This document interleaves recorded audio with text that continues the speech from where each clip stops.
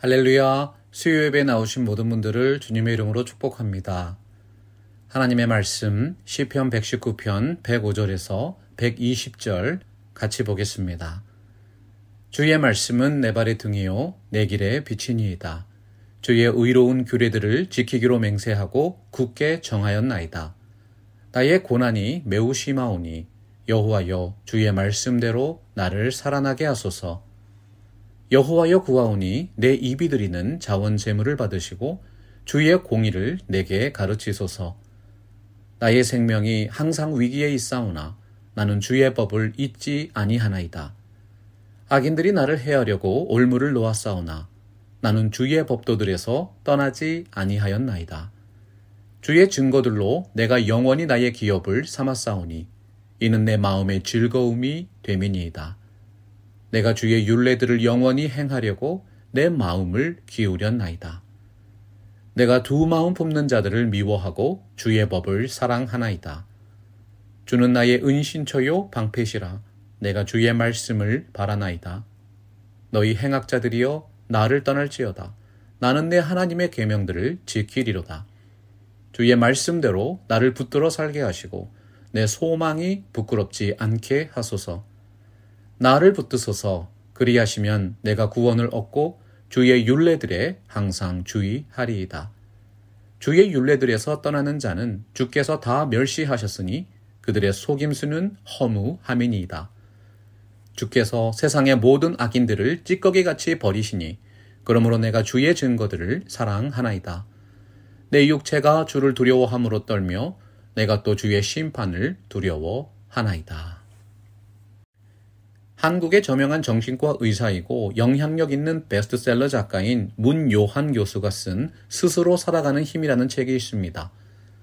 이 책은 왜 좋은 사람이 나쁜 결정을 하게 되는가 아주 독특한 질문을 우리에게 던지지요. 다양한 삶의 사례를 살펴보니까 중요한 결정을 하지 못하는 사람들은 세 가지 착각 속에서 살아간다는 것입니다. 첫 번째는 지나친 신중함입니다. 더 많은 정보를 얻으면 보다 바른 결정을 할 수 있다고 믿는 착각입니다. 옛말에 장고 끝에 악수 둔다는 말이 있지요. 사람이 생각이 너무 많으면 오히려 그 생각이 판단에 오류를 일으킵니다. 두 번째는 지나친 책임감입니다. 한번 결정을 잘못하면 더 이상 기회가 없다고 믿는 착각입니다. 이런 분들은 오늘 경험하는 여러 가지 문제들이 과거에 자신이 내린 잘못된 결정 때문이라고 생각합니다. 과거의 실패에 사로잡힌 사람은 오늘뿐만 아니라 미래의 실패도 두려워하게 됩니다. 세 번째 유형은 지나친 완성도, 완벽주의자입니다. 모든 결정은 흠이 없이 완벽해야 한다는 착각이지요.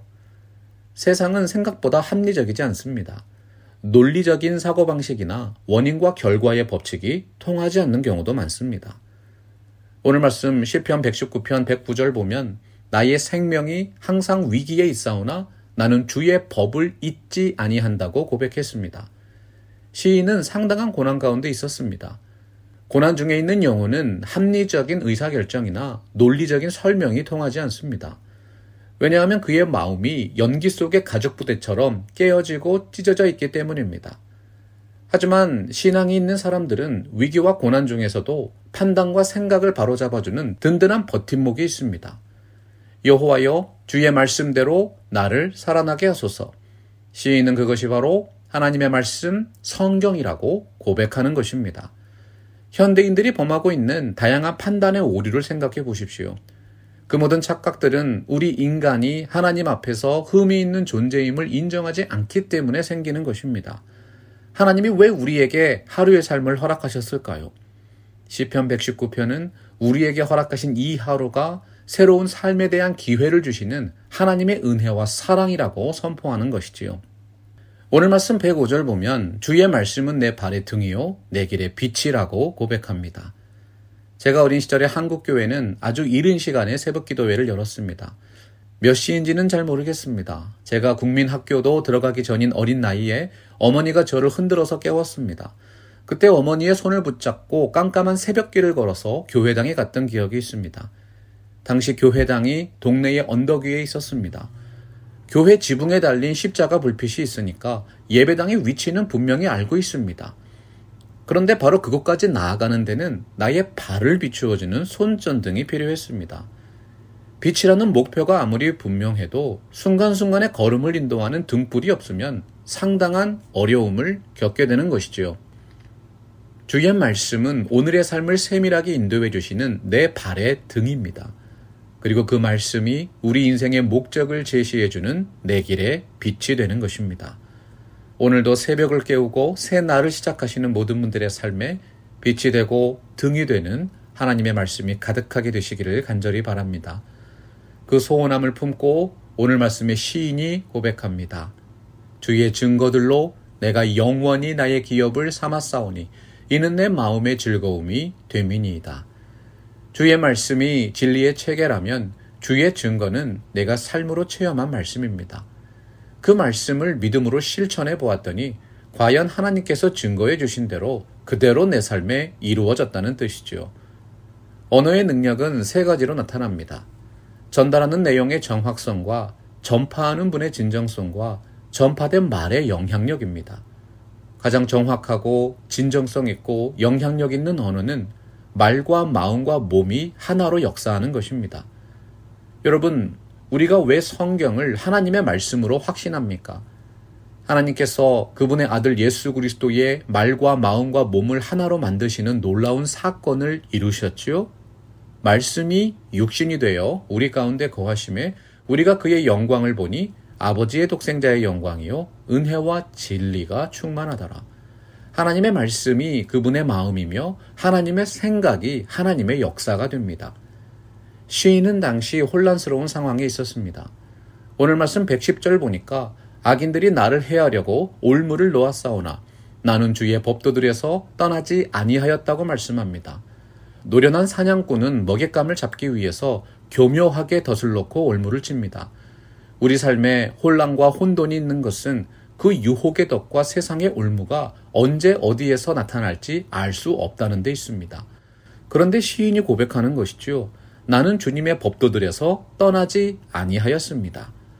법도라는 말씀은 원칙을 지키는 길이라는 뜻입니다. 하나님이 원하시는 그 길에서 떠나지 않으니까 우리의 지혜와 판단으로는 보이지 않는 그 수많은 덫과 올무를 피해갈 수 있었다는 것입니다. 이 험하고 혼탁한 세상에서 누가 가장 분별력 있는 삶을 살 수 있는 사람입니까? 너는 범사에 그를 인정하라. 그리하면 내 길을 지도하시리라. 오늘 말씀 112절에서 고백하는 대로 주의 율례들을 영원히 행하려고 마음을 기울이는 사람이 가장 지혜로운 인생입니다. 내가 두 마음 품는 자들을 미워하고 주의 법을 사랑한다고 말씀했습니다. 두 마음이라는 표현은 마음이 두 개로 갈라졌다는 뜻이지요. 계속되는 고난과 역경 때문에 시인의 마음은 상처받았고 시인의 모습은 연기 속의 가죽부대처럼 되었습니다. 하지만 그의 마음은 결코 갈라지지 않았다는 것입니다. 주님의 법을 사랑하는 일편단심이 있었습니다. 오직 한 길을 추구했습니다. 우리의 마음이 있는 그곳에 우리가 정말 소중하게 생각하는 보물이 있습니다. 시편 119편의 시인이 마음과 정성을 다해서 집중하기 원했던 가장 중요한 보물이 무엇이었습니까? 주는 나의 은신처요 방패시라 내가 주의 말씀을 바라나이다. 환난과 역경의 때에는 신앙의 밀실로 숨어야 합니다. 시편 71편 1절과 3절에서도 말씀했습니다. 여호와여 내가 주께 피하오니 나로 영영이 수치를 당케 마소서. 주께서 나의 반석이시요 나의 산성이시미니이다. 영적인 보호의 산성에 들어가는 방편은 주님을 향한 믿음과 사랑입니다. 간절한 신앙으로 나아가는 길에 하나님이 예비하신 피난처가 있습니다. 예수 그리스도와 그분의 몸된 교회가 여러분을 기다리고 있는 것이지요. 시인은 오늘 말씀에서 나의 생명이 항상 위기 가운데 있다고 절박한 상황을 아뢰었습니다. 행악자들의 공격과 원수들의 속임수는 너무나도 치밀해서 사람의 힘과 능력으로는 도저히 막아낼 수 없었다는 것이 그의 고백입니다. 시인은 다짐하며 확신하며 하나님께 간구했습니다. 주의 말씀대로 나를 붙들어 살게 하시고 내 소망이 부끄럽지 않게 하소서. 구약 성경의 소망이라는 단어는 간절하게 바라보며 붙든다는 뜻입니다. 우리가 끊어지지 않는 밧줄에 매달려서 산을 타야지만 안전하게 정상까지 올라갈 수 있습니다. 진정한 소망은 끝까지 끊어지지 않고 목적지에 안전하게 도달할 수 있도록 만드는 영적인 안내자의 역할을 하는 것입니다. 청교도였던 존 버녀는 기독교인의 신앙이란 하나님의 약속을 신뢰하는 믿음과 그 약속의 성취를 기다리는 소망으로 구성된다고 말했습니다. 신앙에는 두 가지 측면이 있는데 바로 지금 우리의 삶에 연결되어 있는 이 약속의 끝을 붙드는 믿음이 있고 주님의 보좌에 고정되어 있는 저 약속의 끝을 붙잡는 소망이 있다는 것입니다. 그리스도인들의 신앙을 지탱하는 두 개의 끝은 이미 이루어진 복음의 약속과 아직은 온전하게 이루어지지 않은 약속의 성취를 의미한다는 것이죠. 그 두 개의 끝은 하나님의 약속이라는 영원히 끊어지지 않는 영적인 닷줄로 견고하게 연결되어 있습니다. 오늘 말씀 시편 119편의 시인의 고백을 확인해 보십시오. 나를 붙드소서 그리하시면 내가 구원을 얻고 주의 율례들에 항상 주의하리이다. 하나님의 영적인 닷줄이 우리를 붙들고 계십니다. 마지막 시대에는 진정한 소망이 필요합니다. 인생에는 다양한 위협이 있고 눈에 보이지 않는 영적인 덫과 올무들이 무수히 놓여져 있습니다. 이러한 복잡한 상황 속에서 무엇이 진정 가치 있는 삶입니까? 무엇이 인생을 지배하는 가장 중요한 진리입니까? 바르게 분별할 수 있는 사람은 그렇게 많지 않습니다. 성경은 그럼에도 불구하고 우리 그리스도인들이 진정으로 축복받은 사람이라고 증거하고 있습니다. 우리는 주님의 증거들을 사랑하고 주님의 말씀을 내 발의 등과 내 길의 빛으로 삼고 살아가고 있기 때문이지요. 팜스프링스 개혁 장로교회 성도 여러분, 거룩하신 하나님의 말씀이 여러분의 삶에 빛이 되고 등이 되는 큰 은혜를 허락해 주신 줄로 믿습니다. 무르익어가는 2024년의 가을날에 살아계신 하나님의 지혜와 능력으로 여러분의 영혼이 풍성케 되고 더욱 많은 것으로 감사하게 되는 은혜가 임하기를 축원합니다. 말씀 앞에서 경외함으로 주께 홀로 섭니다. 생명의 말씀 읽고 순종해 주를 예배합니다. 기록된 말씀 힘이 있어서 진리로 우리 거룩해 하며 거룩한 말씀 세세 영원히 복음이 되어 말씀하시네.